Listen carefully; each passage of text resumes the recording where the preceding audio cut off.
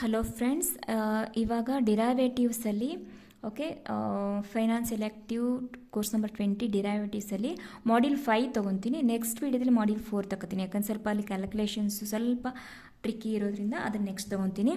Module 5 ಬಂದು unit 17 start ಆಗುತ್ತೆ. That is measures of risk, delta risk, gamma risk, theta risk, vega risk and rho risk. Okay, delta risk ಅಂತಂದರೆ change in the option premium expected from a small change in the stock price. Okay, rate of change of option price with respect to price of the underlying asset, we call it as delta risk. ಇಲ್ಲಿ ಏನಾಗುತ್ತೆ, option ಪ್ರೀಮಿಯಮಲ್ಲಿ changes ಆಗುತ್ತೆ. Okay, ಹೇಗೆ stock ಪ್ರೈಸಲ್ಲಿ difference ಆಗುತ್ತಾ ಆವಾಗ option ಪ್ರೀಮಿಯಮಲ್ಲೂ ಕೂಡ difference ಆಗುತ್ತೆ. ಅದನ್ನೇ ನಾವೇನಂತೀವಿ ಡೆಲ್ಟಾ ರಿಸ್ಕ್ ಅಂತ ಹೇಳ್ತೀವಿ. Okay, call option 0 to 1, put option -1 to 0 ಇದನ್ನು ಕ್ಯಾಲ್ಕುಲೇಟ್ ಮಾಡುವಂಥದ್ದು. Okay, so there is a changes in the call option is equal to changes in the ಏನಿರುತ್ತೆ ನಮ್ಮದು ಕಾಲ್ ಆಪ್ಷನ್ ಮತ್ತು ಪುಟ್ ಆಪ್ಷನ್ದು ಚೇಂಜಸ್ ಇರುತ್ತೆ, ಸ್ಟಾಕ್ ಪ್ರೈಸ್ದು ಡಿಫ್ರೆನ್ಸಸ್ ಇರುತ್ತೆ. Okay, then gamma risk is rate of change in the portfolio's delta with respect to price of the underlying asset. ಡೆಲ್ಟಾದಲ್ಲಿ ಏನು changes ಆಗುತ್ತೆ ಅದ್ರ ತಕ್ಕಾಗೆ ಪ್ರೈಸ್ ಚೇಂಜ್ ಆಗುತ್ತೆ ಅನ್ನೋದೇ ನಮ್ಮದು gamma risk. Okay, theta risk ಏನು ಬರುತ್ತೆ, rate of the change of the value of the portfolio as the time passes. Time ಜಾಸ್ತಿ ಆದಂಗೆ ಟೈಮ್ ಡಿಕೆ ಆಗುತ್ತೆ, ಅದನ್ನು ಟೈಮ್ ಡಿಕೆ ಅಂತ ಹೇಳ್ತೀವಿ, ಥೀಟಾ ರಿಸ್ಕ್ ಅಂತ ಹೇಳ್ತೀವಿ. Okay, that is rate of change of value of the portfolio as the time passes. Time pass ಆದಂಗೆ ಪೋರ್ಟ್ಫೋಲಿಯೋದಲ್ಲಿ ವ್ಯಾಲ್ಯೂದಲ್ಲಿ changes ಆಗೋದನ್ನು ನಾವು ಥೀಟಾ ರಿಸ್ಕ್ ಅಂತ ಹೇಳ್ತೀವಿ. Vega risk with respect to the volatility. Okay, volatility of the underlying asset, that is vega is equal to delta v delta standard deviation ಬರುತ್ತದಲ್ಲಿ. Rho risk ಬಂದು with respect to interest rate ಇರುತ್ತೆ, with respect to interest ಅಥವಾ risk from the interest rate. Okay, so it is called as rho risk. So there are 5 types of risk, measure of risk ಅಂದರೆ delta risk, gamma risk, theta risk, vega risk and rho risk. Okay, then delta hedging ಅಥವಾ delta neutral position ಅಂತ ಕೇಳ್ತಾರೆ. Creating position with the 0 deltas. Position of underlying asset has to be frequently adjusted. 0 delta ಜೊತೆ ಪೊಸಿಷನನ್ನು adjust ಮಾಡ್ತಾ ಇರೋದಕ್ಕೆ delta hedging ಅಂತ ಹೇಳ್ತಾರೆ. Next coming to the euro dollar derivatives, that is unit 18. Euro dollar derivatives. Euro dollar are time deposits denominated in the US dollar at banks outside the US, not under jurisdiction of the Federal Reserve System of USA. US dollars in European banks. US dollars in European ಬ್ಯಾಂಕ್ಸಿಗೆ ನಾವೇನು ಹೇಳ್ತೀವಿ, euro dollars ಅಂತ ಹೇಳ್ತೀವಿ. Okay, euro dollar futures ಏನಿರುತ್ತೆ, refers to the financial futures contract based upon the euro dollar deposits traded at the Chicago Mercantile Exchange. Okay, euro dollar futures contracts are derivatives on the interest rate paid on those deposits. Euro dollars cash settled future contract whose price moves in some response to the interest rate offered in the US dollar denominated deposit held in the European banks. European ಬ್ಯಾಂಕ್ಸಲ್ಲಿ ಅದರ dollar ಇರುತ್ತೆ, ಆದರೆ US ಅಲ್ಲಿ ಆಗೋ ಚೇಂಜಸ್ಸಿಂದ dollar ಚೇಂಜಸ್ಸಿಂದ ಇಲ್ಲಿರುವಂಥ euro ಡಾಲರಲ್ಲೂ ಕೂಡ changes ಆಗುತ್ತೆ. LIBOR ಅಂತಂದರೆ London interbank offered rate ಅಂತ is a benchmark for short term interest rates at which banks can borrow funds in London interbank market. ಅಂದರೆ ಲಂಡನ್ ಇಂಟರ್ ಬ್ಯಾಂಕ್ ಮಾರ್ಕೆಟಿಂದ ಯಾವ interest ರೇಟಿಗೆ ನಾವು by ಮಾಡ್ಬೋದು, short ಟರ್ಮ್ಗೆ ಯಾವ interest ರೇಟಿಗೆ loan ತೊಗೋಬೋದು ಅನ್ನೋದನ್ನು London interbank offered rate ಅಂತ ಹೇಳ್ತೀವಿ. ಓಕೆ, ಬ್ಯಾಂಕ್ಸು ಅಲ್ಲಿ ಲೋನ್ ತೊಗೋಬೋದು ಆ ರೇಟ್ಗೆ. Euro dollar spreads. Euro dollar spreads ಅಥವಾ TED ಸ್ಪ್ರೆಡ್ ಅಂತ ಹೇಳ್ತಾರೆ. ಓಕೆ, ಯೂರೋ ಡಾಲರ್ ಸ್ಪ್ರೆಡ್ ಅಂತಂದ್ರೆ ಟ್ರೆಜರಿ ಬಿಲ್ ಬರುತ್ತಲ್ಲ ಆ ಥರ spread. Okay, TED spread is equal to 3 month LIBOR minus 3 month treasury bill interest rate. Okay, T is treasury bill, ED for euro dollar futures. TED spread is equal to interest rate on the interbank loans minus short term US government debt. Okay, treasury bill euro dollar futures spread is equal to interest rate on the interbank loans minus short term US government debt is called as treasury bill euro dollar future spread. Okay, then unit 19 accounting issues in the derivatives. ಏನೇನು accounting issues ಆಗ್ಬೋದು? Hedge accounting, a method of presentation that may be voluntarily apply to the hedging transactions. The objectives of the hedge accounting is to ensure that the gain or loss on the hedging instrument is recognized in the statement of profit and loss. Profit and loss ಸ್ಟೇಟ್ಮೆಂಟಲ್ಲಿ gain ಅಥವಾ ಲಾಸನ್ನು mention ಮಾಡಬೇಕಾಗುತ್ತೆ. In the same period when the item that is being hedged affects the profit or loss. Fair value hedge, cash flow hedge, hedges of the net investment in the foreign entity. Fair value hedge, cash flow hedge ಮತ್ತು hedges of the net investment in the foreign entity.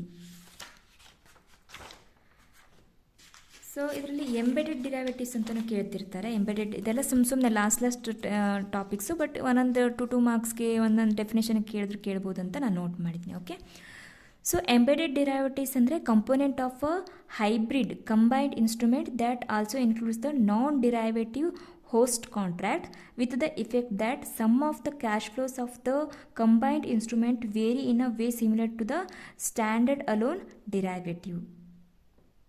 ಇದು ಕೂಡ component of a hybrid instrument. Okay, non derivative host ಕಾಂಟ್ರಾಕ್ಟನ್ನು include ಮಾಡಿರುತ್ತೆ.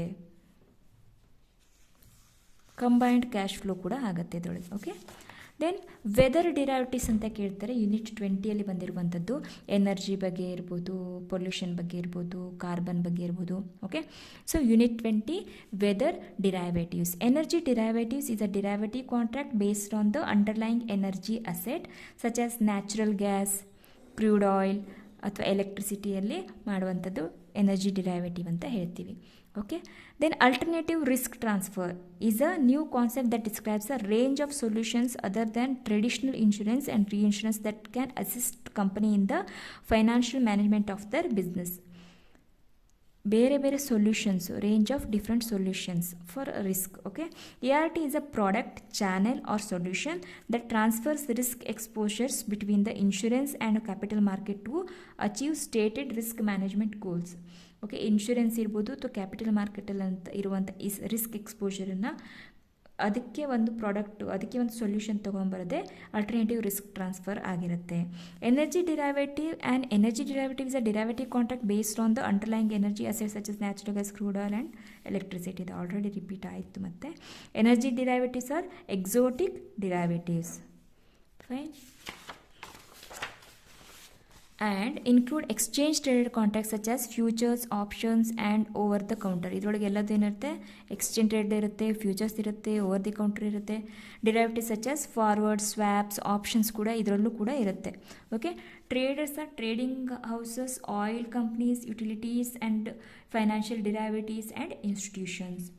Then catastrophic derivatives ಅಂತ ಹೇಳ್ತಾರೆ. ಇದನ್ನು bonds ಅಂತಲೂ ಹೇಳೋದು ಅಥವಾ ಕ್ಯಾಟಾಸ್ಟ್ರೋಫ್ ಡಿರೈವೇಟಿವ್ಸ್. ಆ್ಯಕ್ಟ್ ಆಫ್ ಇದು ಗೌರ್ಮೆಂಟ್ ಬಾಂಡ್ಸ್ ಇರ್ತವೆ, ಕ್ಯಾಟ್ ಬಾಂಡ್ಸ್ ಅಥವಾ cat is high yield debt instrument. It's a high yield debt instrument design to raise money for companies in the insurance industry in the event of natural disaster, earthquake, ಟೊರೆಂಟೊ ಏನೋ ಆದಾಗ ಕಂಪ್ನಿಗಳು ಇನ್ಶೂರೆನ್ಸನ್ನು rice ಮಾಡ್ತವೆ.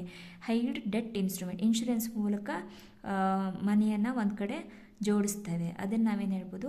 ಕ್ಯಾಟಾಸ್ಟ್ರೋಪಿಕ್ derivatives ಅಂತ ಹೇಳ್ಬೋದು. ಬಾಂಡ್ಸನ್ನು ಕೊಡುವಂಥದ್ದು. CAT is the high yield debt instrument designed to raise money for companies in the insurance industry. ಎಲ್ಲಿ use ಮಾಡ್ತಾರೆ ಇದನ್ನ? Insurance industry in that event of natural disaster, earthquake and tornado. Then CAT bonds have short maturity dates, okay, of between 3 to 5 years. The primary investors in these securities are hedge funds, pension funds and other institutional investors. Catastrophe bonds used by the property and casualty insurers as well as the reinsurance company to transfer risk to the investors.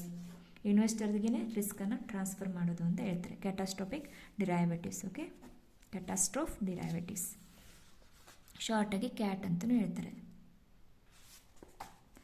CAT bonds also provide insurance companies with the cash when they need in the most, which could prevent them from needing to file for bankruptcy because of the natural disaster. Natural ಡಿಸಾಸ್ಟರಿಂದ bankruptcy ಆಗೋದನ್ನು ಕೂಡ insurance ಕಂಪ್ನಿಗಳು ತಡ್ಕೊಳ್ಳುತ್ತೆ, ಯಾಕಂದರೆ ಬೇರೆ ಕಡೆಯಿಂದ ಅವಕ್ಕೆ income ಬರ್ತಾ ಇರುತ್ತೆ. ರಿಸ್ಕ್ ಕ್ಯಾಟ್ ಬಾಂಡ್ಸಲ್ಲಿ ಏನೋ ರಿಸ್ಕ್ ಏನು? Risk is borne by the buyer of the securities. The risk of losing the principal amount invested is mitigated Okay, natural disaster can occur during stock market declines and recessions, which in turn could negate the diversification benefits of the cat bonds. Okay, then the short-term maturities of cat bonds might not lessen the probability of a triggering event if the frequency and cost of natural disaster increases. ಇದರೊಳಗೆ ಯಾವುದೇ ಪ್ರೊಬ್ಯಾಬಿಲಿಟಿಯನ್ನು disaster ಆಗೋ probability ಇದೇನು ಕಡಿಮೆ ಮಾಡಲ್ಲ, but ಆ ಟೈಮಿಗೆ ರಿಸ್ಕನ್ನು ತಡ್ಕೊಳ್ಳೋಕ್ಕೆ ಒಂದು ಕೆಪಾಸಿಟಿಯನ್ನು ಕೊಡುತ್ತೆ ಇನ್ಶೂರೆನ್ಸ್ ಕಂಪ್ನಿಗಳಿಗೆ. Okay, then benefits of cat bonds. Cat ಬಾಂಡ್ಸಿಂದ ಏನೇನು ಅಡ್ವಾಂಟೇಜಸ್ ಇದೆ, ಕಾರ್ಬನ್ ಆಫ್ಸೆಟ್ಟಿಂದ ಏನೇನಿದೆ, right. Benefits of cat bonds. Cat bonds offer investors stable interest payments even when interest rates are low.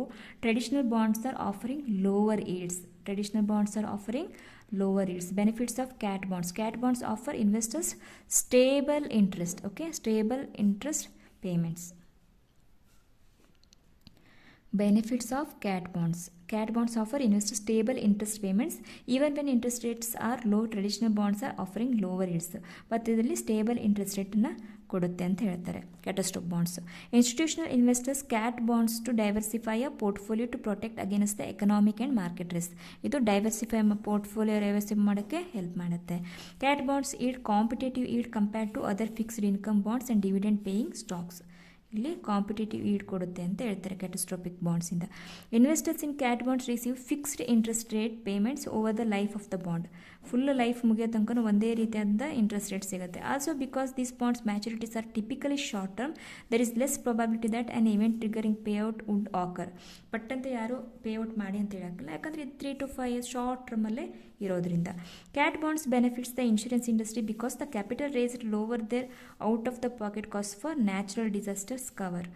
ಅವರೇನು ಮಾಡ್ತಾರೆ, ತಮ್ಮ ಪಾಕೆಟಿಂದ ಕೊಡುವ ಇದನ್ನು ಕೊಡೋದು ಕಡಿಮೆ ಆಗುತ್ತೆ, ಯಾಕಂದರೆ ಅವರಿಗೆ ಎಲ್ಲ ಕಡೆಯಿಂದ ಬೆನಿಫಿಟ್ಸ್ ಸಿಗುತ್ತೆ. ಇನ್ಶೂರೆನ್ಸ್ ಇಂಡಸ್ಟ್ರಿ ಆಗಿರೋದ್ರಿಂದ ಅವ್ರಗಳಿಗೇ ಪಬ್ಲಿಕ್ಕಿಂದ ಇದು ಮನಿ ಒಂದು ಕಡೆ ಅಕ್ಯುಮುಲೇಟ್ ಆಗಿರುತ್ತೆ. Okay, emissions trading allow established emission goes to be met in the most cost effective way by letting the market determine the lowest cost pollution abatement opportunities. ಇದನ್ನು emission trading ಅಂತೆ. Okay, ಇದು ಏನಿರುತ್ತೆ ಅಂದರೆ ಒಂದು country ತುಂಬಾ emission ಮಾಡ್ತಾ ಇದೆ ಅಂದರೆ ಮತ್ತೊಂದು ಕಂಟ್ರಿ ಏನು ಮಾಡುತ್ತೆ, ತನ್ನ ಪೊಲ್ಯೂಷನನ್ನು ಕಡಿಮೆ ಮಾಡ್ತಾ ಇತ್ತು ಅಂದರೆ ಆ ಕಂಟ್ರಿ ಏನು ಹೇಳುತ್ತೆ, ನಾನು ಇಷ್ಟು ಕ್ರೆಡಿಟನ್ನು ಕೊಡ್ತೀನಿ, ಇಷ್ಟು ಪೊಲ್ಯೂಷನನ್ನು ರೆಡ್ಯೂಸ್ ಮಾಡ್ತೀನಿ, ಸೊ ದ್ಯಾಟ್ ಅವರೇನು ಅದು ಪೇ ಮಾಡಬೇಕಾಗತ್ತೆ ಪೊಲ್ಯೂಷನ್ ಮಾಡಿದ್ದಕ್ಕೆ, ಅದನ್ನು ಪೊಲ್ಯೂಷನ್ ಕಡಿಮೆ ಮಾಡ್ತಿರೋ ಕಂಟ್ರಿಗಳಿಗೆ ಕೊಡಲಾಗುತ್ತೆ. Okay, that is emission trading ಅಂತ ಹೇಳ್ಬೋದು. Carbon offsets. World Resource Institute defines carbon offset as a unit of carbon dioxide equivalent that is reduced, avoided or sequestered to compensate for emissions occurring elsewhere. ಬೇರೆ ಕಡೆ ಆಗಿರುವಂಥ ಎಮಿಷನ್ಗೆ compensate ಮಾಡೋದು. Okay, carbon offset is a compensatory measure made by an individual or a company for carbon emissions, usually through sponsoring activities, okay, or projects which increase the carbon dioxide absorption, such as tree planting. Okay, offset are typically achieved through the financial support of projects that reduce the emissions of the greenhouse carbon in the short term and long term. That is called as carbon offsets. Next carbon credit ಮೇಲೆ ಕೇಳ್ತಿರ್ತಾರೆ ಏನಾದರೂ question. A carbon credit is a generic term for any tradeable certificate or permit representing the right to emit 1 ton of carbon dioxide or the mass of another greenhouse gas with the equivalent to carbon dioxide equivalent to 1 ton of carbon dioxide. Okay,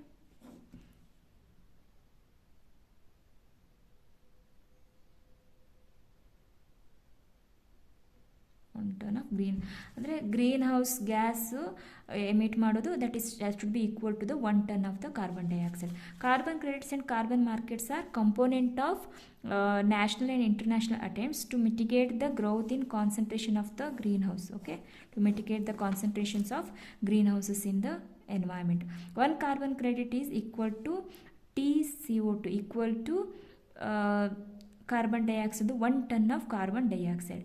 Greenhouse gases emissions are capped and then markets are used to allocate the emissions among the group of regulated sources. Carbon credit trading emissions trading refers to trading in greenhouse gas emission certificates within the legal framework. Carbon credit trading or emissions trading refers to the trading in greenhouse gas emission certificates within the legal framework alle emission ಸರ್ಟಿಫಿಕೇಟ್ಸನ್ನು ತಗೊಳ್ಳುವಂಥದ್ದು. It's a market based scheme for environmental improvement. Okay, that allows parties to buy and sell permits for emissions or credit for reductions. ಕಡಿಮೆ ಮಾಡಿದ್ರೆ credit ಸಿಗುತ್ತೆ, ಜಾಸ್ತಿ ಮಾಡಿದ್ರೆ they have to get a permission. Then the